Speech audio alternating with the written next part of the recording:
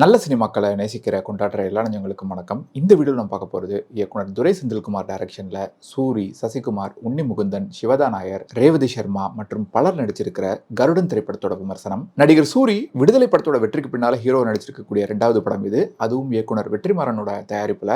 இதுக்கு முன்னால காக்கி சட்டை, எதிர்நீச்சல், கொடி மாதிரி படங்கள் எடுத்த துரை செந்தில்குமார் இந்த படத்தை டைரக்ட் பண்ணியிருக்காரு. அதனால இந்த படம் மேல ஒரு குறைந்தபட்ச எதிர்பார்ப்பு இருந்தது.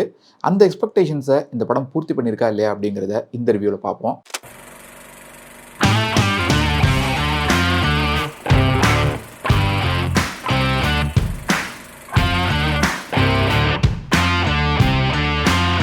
இந்த படத்தோட கதை என்னன்னா, தேனி மாவட்டத்தில் இருக்கிற கோம்பை அப்படிங்கிற ஊர்ல சின்ன வயசுல இருந்தே உன்னி முகுந்தனும் சசிகுமாரும் ரொம்ப க்ளோஸ் ஃப்ரெண்ட்ஸா, உற்ற நண்பர்களா இருக்காங்க. உன்னி முகுந்தன் ஒரு செங்கல் சூளை ஒன்று நடத்தி அது மூலமா பிசினஸ் பண்ணிட்டு இருக்காரு. லாரி டிரான்ஸ்போர்ட் பிசினஸ் பண்ணிட்டு இருக்கிற சசிகுமார் அவரோட பிசினஸ்க்கு ஹெல்ப்பா இருக்காரு. இவங்க 2 பேருக்குமே நெருக்கமான ஒருத்தரா இருக்காரு ஹீரோ சூரி. அவர் உன்னி முகுந்தன் கிட்ட வேலை பார்க்குறாரு. அவருக்காக உயிரையே கூட கொடுக்க தயாரா இருக்கிற ஒரு பயங்கரமான விசுவாசியா இருக்காரு சூரி. அந்த ஊர்ல இருக்கக்கூடிய ஒரு அம்மன் கோவிலுக்கு சொந்தமான 350 கோடி ரூபாய் மதிப்பிலான நிலத்தை ஆட்டை போட நினைக்கிறாரு ஒரு அமைச்சர். அதுக்கு அந்த நிலத்தோட பட்டயம் வேணும். அது வேணும்னா அந்த கோவில் குழு தலைவராக இருக்கிற உன்னி முகுந்தனோட பாட்டியோட உதவியும், அதே கோவில் ட்ரஸ்டியா இருக்கக்கூடிய சசிகுமாரோட உதவியும் வேணும். ஸோ அந்த மினிஸ்டரோட ஆசைக்கு இணங்காம, ஒத்துழைக்காம இருக்கிற சசிகுமாரும் உன்னி முகுந்தனும் அவருக்கு எதிரியா இருக்காங்க.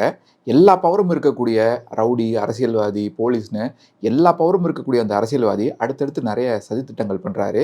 அதுக்கப்புறம் என்ன ஆச்சு, இந்த பிரச்சனைகளுக்கு நடுவில் ஹீரோ சூரி என்ன பண்றாரு அப்படிங்கிறது தான் இந்த படத்தோட கதை. இந்த படத்தோட ப்ளஸ் பாயிண்ட்ஸ் என்னன்னா, முதல் பாசிட்டிவ் இந்த படத்தோட திரைக்கதை மற்றும் காட்சி அமைப்புகள். குறிப்பாக முதல் பாதியில் பல காட்சிகள் இம்ப்ரெசிவாக இருந்தது. இன்டர்வல் வரைக்கும் முதல் 1.25 மணி நேரம் போனதே தெரில. இன்ஃபேக்ட் இது ஒன்றும் நம்ம இது வரைக்கும் பார்த்துருக்காத ஒரு கதைலாம் இல்லை. இந்த படத்தை பார்க்கும்போது உங்களுக்கு தளபதி, பிதாமகன், சசிகுமார் நடித்து வெளியான சுந்தரபாண்டியன், அவரே நடித்து டைரக்ட் பண்ண அவரோட முதல் படமான சுப்பிரமணியபுரம், இந்த மாதிரி படங்கள்லாம் ஞாபகம் வர்றதுக்கு கண்டிப்பாக வாய்ப்பு இருக்குது. ஒரு 2-3 நண்பர்களை வச்சு மையமாக வச்சு நகரக்கூடிய ஒரு ரூரல் ஆக்ஷன் ட்ராமா படம் தான் இது. வழக்கமான ஒரு கதை தான்.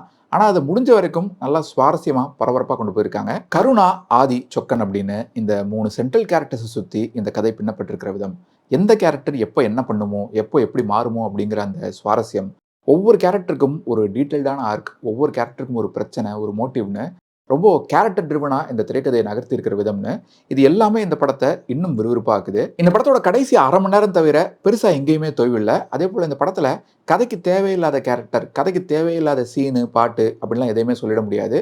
ஒவ்வொரு கேரக்டரோட இன்ட்ரோ சீன்ஸ், அந்த ஊருக்கு புதுசாக வந்திருக்கக்கூடிய ஒரு போலீஸ் கேரக்டர், ஒரு போலீஸ் இன்ஸ்பெக்டர் கேரக்டர் மூலமா அவரோட பார்வையில நமக்கு ஆடியன்ஸுக்கு கதையை சொல்றது, ஒரு இன்டர் ரிலீஜன் மேரேஜ் அப்படிங்கிற ஒரு சின்ன பிரச்சனைகளை தொடங்கி அடுத்தடுத்து பெருசாக வெடிக்கிறதுன்னு இந்த கதை நூல் பிடிச்சாப்புல ரொம்ப கரெக்டாக போகுது. இந்த படத்தோட இன்டர்வல் பிளாக் ஒரு பெர்ஃபெக்டான பேங்காக இருந்தது. அந்த சீன் சரியாக லேண்ட் ஆகிறதுக்கான அந்த லீட் சீன்ஸும், அதுக்கு முந்தைய அந்த ப்ரீ இன்டர்வல் காட்சிகளும் ரொம்ப நல்லா பண்ணியிருந்தாங்க. அடுத்த கோவில் குழு தலைவராக யார் வரப்போறாங்க அப்படின்னு பேசக்கூடிய அந்த சீன், மைம் கோபி வந்து சசிகுமார் கூப்பிட்டு பேசக்கூடிய ஒரு சீன், கோவில் திருவிழா அப்போ திருட முயற்சிக்கிற இந்த காட்சிகள் எல்லாம் அடுத்து என்ன நடக்குமோ அப்படிங்கிற அந்த டென்ஷனை சூப்பராக தக்க வச்சிருக்காங்க. சில சின்ன சின்ன திரைக்கதை யுக்திகள் மூலமா இயக்குனர் துரை செந்தில்குமார் இந்த படத்துல சில வழக்கமான காட்சிகளை கூட ரசிக்கும்படி மாத்திருக்காரு. உதாரணத்துக்கு, கருணா கேட்டதுமே அது எவ்வளவு பெரிய ரகசியமா இருந்தாலும், என்ன விஷயமா இருந்தாலும், சொக்கன் வந்து எதையுமே மறைக்காம ஒரு வார்த்தை கூட மாறாம அப்படியே ஒப்பிக்கிற மாதிரி ஒரு விஷயம் இந்த படத்துல வரும். அந்த விஷயத்த வந்து ஃபர்ஸ்ட் ஹாஃப்ல ஒரு சீன்ல காமெடியாகவும், செகண்ட் ஹாஃப்ல அப்படியே மொத்தமா அதை ஒரு மாசான விஷயமாவும் வச்சிருப்பாரு. அது ரொம்ப இன்ட்ரெஸ்டிங்கான ஒரு ஐடியாவா இருந்தது. இந்த படத்தோட வசனங்களும் ரொம்ப ஷார்ட்டா, கிறிஸ்பா இருந்தது. விசுவாசத்துக்காக இப்படி இருக்கியே, நியாயம்னு ஒரு விஷயம் இருக்கு, அது உன் கண்ணுக்கு தெரியாதா அப்படின்னு ஒரு கேரக்டர் கேட்கக்கூடிய விஷயமா இருக்கட்டும், நாயா இருந்த என்ன உன்னை மாதிரி மனுஷனை மாத்திட்டே அப்படின்னு கேட்கக்கூடிய ஒரு வசனமாகட்டும், இந்த மாதிரி படத்துல அங்கங்க சில வசனங்கள் நல்லா இருந்தது. இந்த படத்தோட இன்னொரு பெரிய பலம் காஸ்டிங்.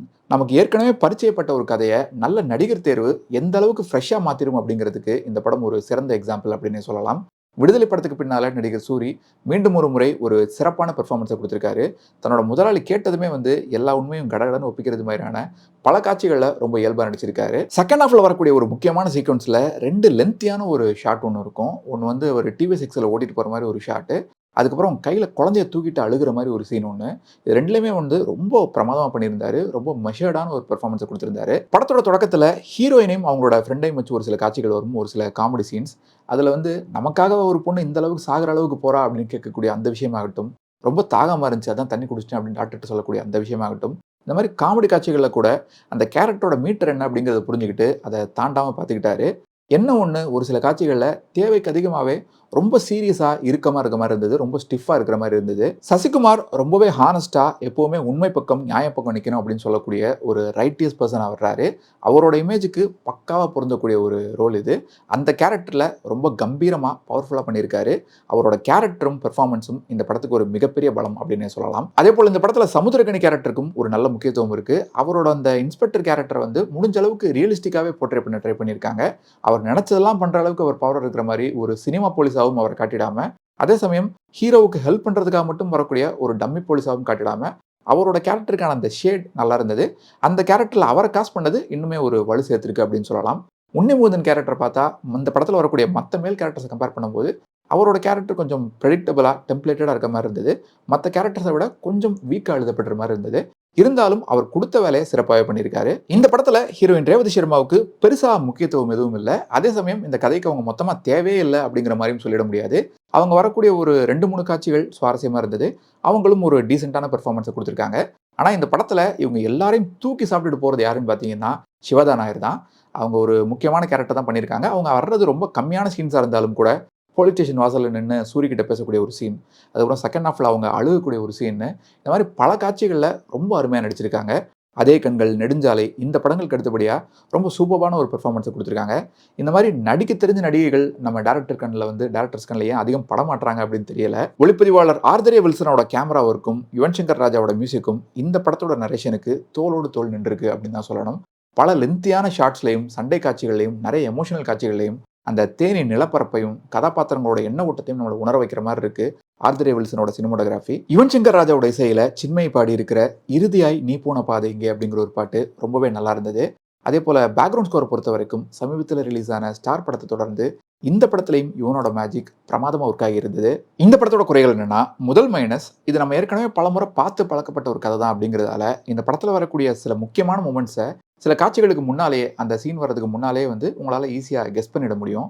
இப்போ இவன் இதை பண்ண போகிறான், இந்த கேரக்டர் வந்து பின்னால் எப்பயாச்சும் இதை பண்ணிடுவான், இந்த கேரக்டர் இப்போ சாக போகிறாங்க அப்படின்னு நிறைய விஷயங்களை உங்களால் ஈஸியாகவே ப்ரெடிக்ட் பண்ண முடியும். குறிப்பாக செகண்ட் ஹாஃபில் ஒரு கேரக்டர் நெகட்டிவாக மாற ஆரம்பித்த பின்னால் அந்த கதாபாத்திரம் பண்ணக்கூடிய எல்லா விஷயங்களுமே கொஞ்சம் டெம்ப்ளேட்டடாக தான் இருந்தது. ஆனால் அட்லீஸ்ட் அது எதுவும் பெருசாக போர் அடிக்கலை. இந்த படம் எப்போ நமக்கு போர் அடிக்க ஆரம்பிக்குது, எப்போ கொஞ்சம் சுவாரஸ்ய குறைவாக தெரியுதுன்னா, கடைசி அரை மணி நேரத்தில் தான்.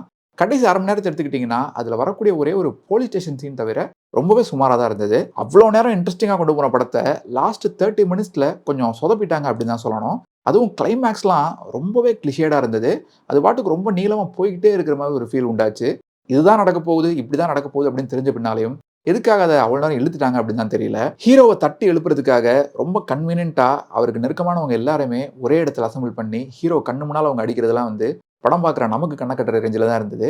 அந்த கிளைமேக்ஸ் ஃபைட் சீன் மொத்தமே வந்து கொஞ்சம் பொறுமையை சோதிக்கிற மாதிரி தான் இருந்தது. அதே போல் மண் பெண் பொன் அப்படிங்கிற அந்த ஆங்கிளை வந்து கதைக்குள்ளே கொண்டு வந்ததுலாம் ஓகே தான். ஏன்னா வந்து மகாபாரதம், ராமாயணத்தில் கூட அந்த விஷயம் இருக்கும். ஆனால் மண் பெண் பொன் அப்படிங்கிறத வந்து டெக்ஸ்டாக போட்டு காட்டுறது, அதுக்கப்புறம் படம் முடிஞ்ச பின்னால் வந்து கடைசியில் கருடன் அப்படிங்கிற அந்த டைட்டில் ஜஸ்டிஃபிகேஷனுக்காகவே ஒரு டயலாக் வச்சது, இதெல்லாம் கொஞ்சம் கிரிஞ்சாக தான் இருந்தது. மொத்தத்தில் இந்த கருடன் திரைப்படம் எப்படி இருக்குன்னு கேட்டிங்கன்னா, கடந்த 2-3 மாதத்தில் பெருசாக எந்த ஒரு நல்ல படமே, நல்ல என்டர்டெய்னருமே இல்லாமல் ரொம்ப ட்ரையாக இருந்த தமிழ் சினிமாவுக்கு நிச்சயமாக இந்த கருடன் ஒரு ஆறுதலான படம் தான். இதுக்கு முன்னால் துரை செந்தில்குமார் எடுத்த படங்களில் அவர் கடைசியாக எடுத்த பட்டாஸ் மட்டும்தான் வந்து ரொம்ப சுமாரான படமாக இருக்கும். அதை தவிர காக்கி சட்டை, எதிர்நீச்சல், கொடி இந்த எல்லா படங்களுமே ஒரு டீசெண்டான என்டர்டெய்னராக இருக்கும். அதே மாதிரி இந்த கருடன் திரைப்படமும் நிச்சயமாக அவங்க காசுக்கும் நேரத்துக்கும் ஒருத்தான ஒரு படமாக இருக்கும். நிச்சயமாக தியேட்டரில் ஒரு தடவை பார்க்கலாம். ஸோ இந்த ரிவ்யூ உங்களுக்கு பிடிச்சிருந்ததுன்னா மறக்காமல் உங்கள் ஃப்ரெண்ட்ஸ் அண்ட் ஃபேமிலி கூட ஷேர் பண்ணுங்கள். நீங்கள் ஏற்கனவே இந்த கருடன் படத்தை தியேட்டரில் பார்த்துருந்தீங்கன்னா உங்களோட கருத்துக்களை கீழே கமெண்ட்ஸில் சொல்லுங்கள். மீண்டும் வேற ஒரு வீடியோவில் சந்திப்போம். இன்னும் நிறைய சினிமாக்கள் பார்ப்போம். நிறைய சினிமாக்கள் பற்றி பேசுவோம். நன்றி.